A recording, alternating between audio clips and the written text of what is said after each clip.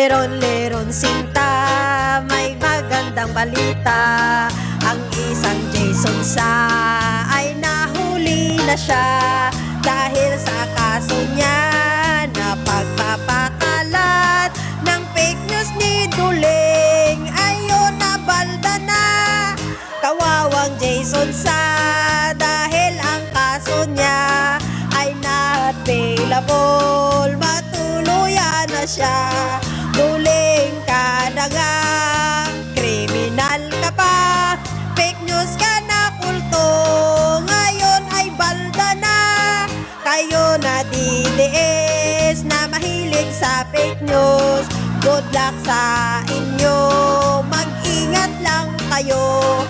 Baka kala mo paldo, pero mabalda ka, kunti na lang inday, mauubos na kayo.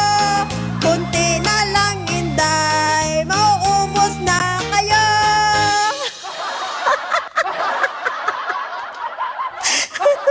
Kunti na lang.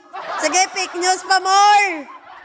Itodo nyo na kasi yung kakarampot nyo na income dito sa social media, kulang pa yan pag kayo ay nagpiyansa. Ang masaklap pa pag not available ang kaso mo. So ayan, sa mga fake news peddler dyan, yung mga nagmamagaling dyan na kahit AI pinapatos, pinapakalat, kahit na alam naman nilang fake news, pinapakalat nila. Good luck sa inyo. Lahat ng ginagawa natin dito sa social media, lahat yan magiging responsable tayo. So good luck sa inyo. Sa mga DDS kasi kala nila hindi nakakatakot ang ginagawa nila na pagpapakalat sila ng fake news, nag-i-edit sila ng mga video, nag-i-edit ng picture, tapos pinapakalat na fake news. Akala nila normal lang yan.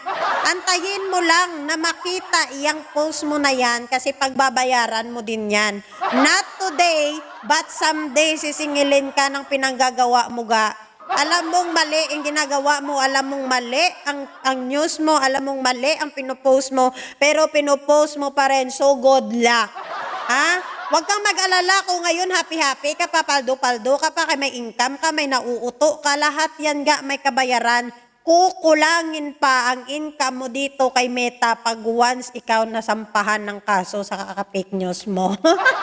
So sa mga DDS dyan, hindi pa rin kayo natatakot magpakalat ng fake news, go ahead. Go ahead. Dadating at dadating ang panahon, no? Sa dulo pa rin yan tayo magtatagpo. Kung ngayon, hindi pa napapansin ang ka-fake newsan mo, one day, I swear, maniwala ka sa amin, lahat yan pagbabayaran mo. At bawat fake news mo, isang count.